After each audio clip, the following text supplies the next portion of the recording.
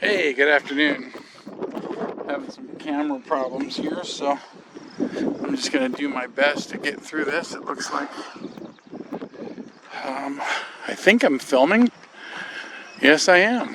I just wanted to introduce you to this place called Mystical Horizons here in North Dakota. It's a very strange place put together by one of these patriarchs of man that is probably systems of the New World Order that established this place. Sundial. It's got a equinox kind of thing for summer and winter solstice. This is the guy here. All these claims to fame. But that's not really why I'm here. I was here to basically take the P1000 and introduce you to a very solid perspective of the horizon from about as high as you can get in North Dakota and about as much zoom as you can get, and we'll see how it works out. What I'm going to do here is I'm going to pause and I'm going to put a tripod up and we'll see what we can come up with.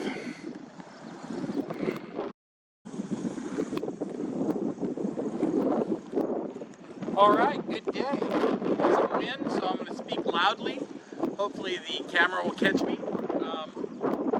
We are at Mystical Horizons, which is in the Turtle Mountains in North Dakota, and I'll give you a full panorama of what it looks like. You got a brief introduction there. I just wanted to take an opportunity. I bought a really nice tripod to show you folks what the P1000 can do to show you the lack of Earth's curvature as we scan the horizon and we look for some curvature with different levels of zoom all the way out with a really nice tripod stabilizing the camera. Even in a high wind situation, I think we'll do okay. But as you know, I'm a flat earther. For those of you watching this that aren't, you should really give some consideration into looking into it a little deeper, because there is a lot of merit to it. If not flat, there is some really serious levels of doubt when it comes to the issues that surround the way it has been explained. So with that, I'm going to show you this as Mystic Mountain by that weirdo that a little earlier. Look him up, a philanthropist in every level of religious corruption, in my opinion. Without further ado, I will give you some brief commentary of where we're looking and what we're doing as we're going through this. But for the most part, I'm going to be the explanation of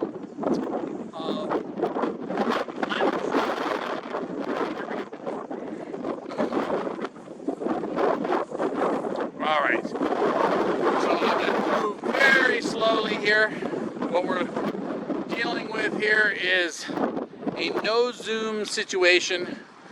You're looking due east, and we are right on the Canadian border. And when I say right on the Canadian border, I mean you are now looking into Canada. The border is just down the hill here and about, I would say about 4 miles ahead of you there. And that's all Canada. And then I'll give you an overlook of this facility. This guy's donated this facility. It's got positions where you can stand and look at the spring and summer equinox as you go through the seasons. It's got an hourglass, kind of an Egyptian thing. It's got an altitude. This guy building over there.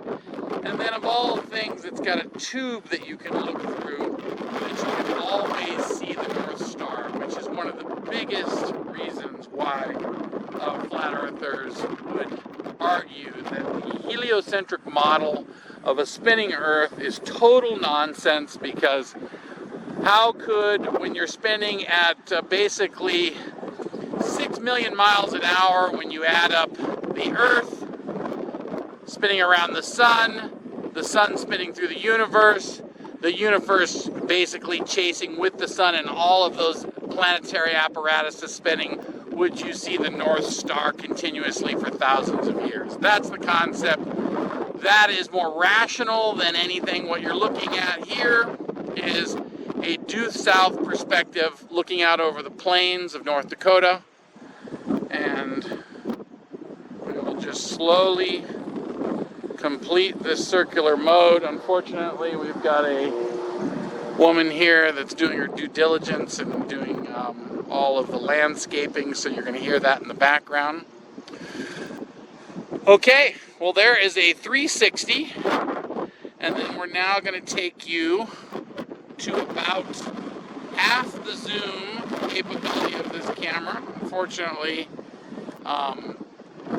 it does not tell you on the screen what half zoom is, so I can't really tell you exactly what that magnification is, but I do know that moving extremely slow is the key to really good video. As an observer, hopefully you're going to be watching this on the big screen and not on your phone. You will enjoy being able to see every aspect, every detail without it blurring and moving too fast. Of course, the more you zoom, the more that becomes an issue. And so we're just going to be doing this brief slice from what is due south, a little bit southeast, and at no point, I think, will anyone watching this be able to recognize even a semblance of curvature. You're seeing flat horizon as far as the eye can see, and we're going to go ahead and zoom a little bit more, and we're going to adjust, start going back to the east, of the west, sorry. Come up a little bit, so we've got a little bit more horizon. Now, as a person who maybe has not looked at the geocentric system, you may be absent of any knowledge when it comes to these theories. Theoretically, it is believed that for about 500 years now, since the advent of the Catholic Church and Copernicus introducing the heliocentric model, we have been living under and slowly adjusted into this system known as the heliocentric model. The heliocentric model is what you were taught as a child to understand, that you live on a spinning ball, even though you feel zero motion, and that you are traveling at roughly 1,000 miles per hour at the equator, where I would be standing in North America right now. I'm going to guess it's 500 or 600 miles per hour. Can you see any movement? Let's just stop here for a second. Do you see any movement? Do you feel any movement? No, you don't, because it's nonsense. So the heliocentric model is basically this gigantic lie that has been perpetuated to hopefully convince you that you're a grain of sand somewhere in the universe. Can't stand that word universe. And you're basically subject to the laws of the universe and all of these theories that they've come up with over these last 500 years. Now, for your historical perspective, you basically understand that there are still people living today that were taught the flat earth concepts. It was still being taught in the early 1900s here in the United States and in many parts of the world. And there are still people of senior age, as recognized in one of the most popular videos done by the flat earth and sun and moon guy. I can't remember his name. He interviewed an old woman in an old folks home. Okay, so we're looking straight into Canada and looking straight north towards Alaska. And then we're going to do one last run of full zoom. So we're going to be looking out as far into the horizon as possible. So it's going to be difficult because of the sun's reflection. Oh, look at that. Okay. So the zoom, I'm going to go to a manual zoom, and then hopefully it won't change from infinity. And you'll be able to see as far as the eye can see in terms of looking out pretty much as far as a zoom. I'm sure there are stronger zooms, but as far as with the type of weather and the location and the topography, you can see if I even move a little bit and move past this tree, because we're not really going to get anything good from the tree. We'll see if we can find horizon.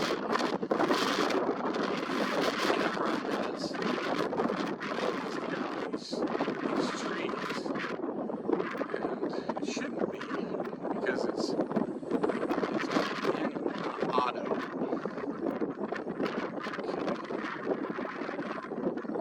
Okay. So you're seeing as far as this camera can take you.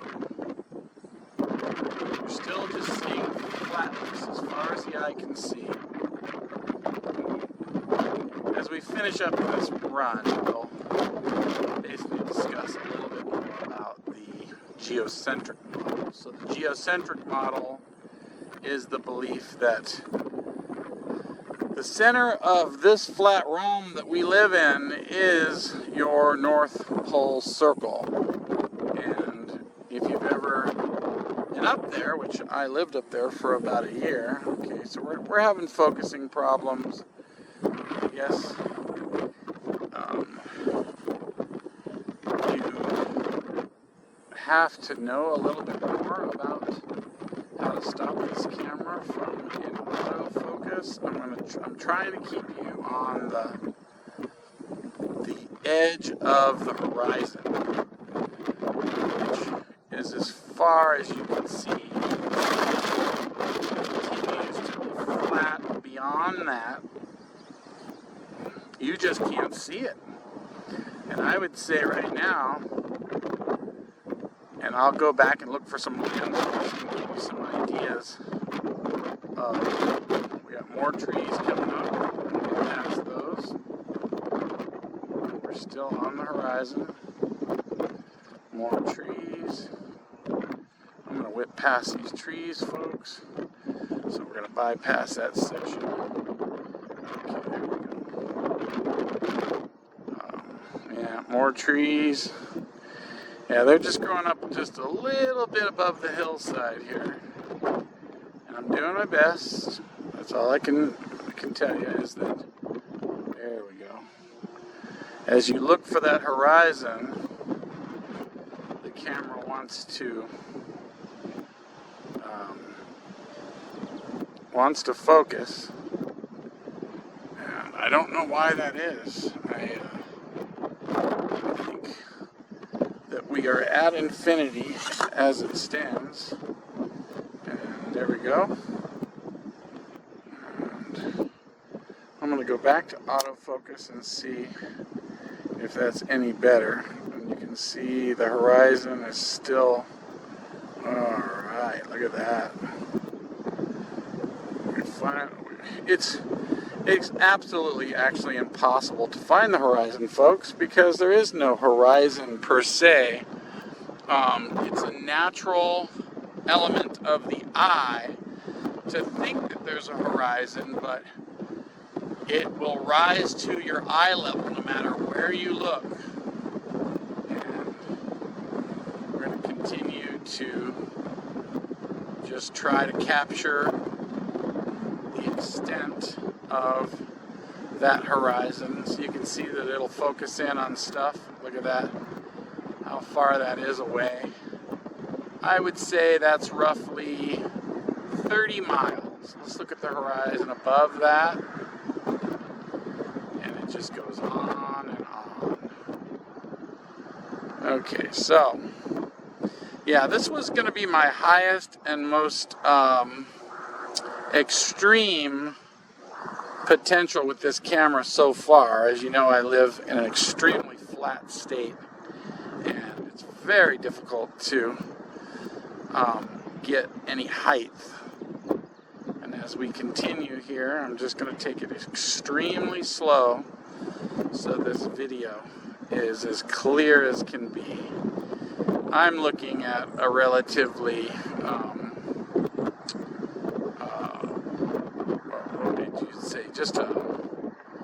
I think one of the ways they could have really improved this camera is if they had put a much higher resolution, image screen for you, as far as just for you, so that you know what you're filming. So, as we come around here, we're looking due west right now. That's as far west as you can probably ever see. That is, when I'm looking at it with my naked eye, I feel like I can see about, like that bird that just passed through. I can't see that with my naked eye. And we're talking about extremely far distances here, folks. And we're not seeing any curvature. And the same goes true when you're in a plane. You're higher than this. You're looking out over the plains. Let's see if we can get a little focus there. It needs an object. That farmhouse there is about 30 miles away. And then you can see the planes just go on, and the only limitation, folks, is I'm going to put it back on manual and see if we can focus.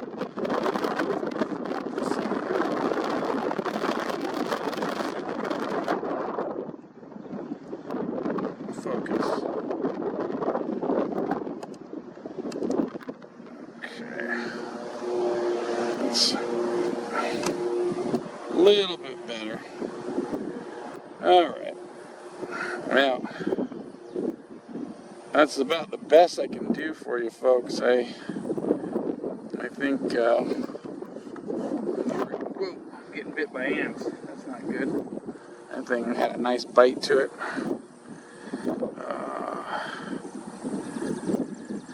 It's a touchy situation. I'm going to have to go back to the drawing board to some degree and see if I can come up with a method of being able to do clear long distance, but I'll complete my circumference, and who knows what it'll look like on the big screen. I'm looking at a 2x2 inch camera, and it's definitely worth the effort to try. Okay, so what we'll do is we'll come back in and we will wrap this up.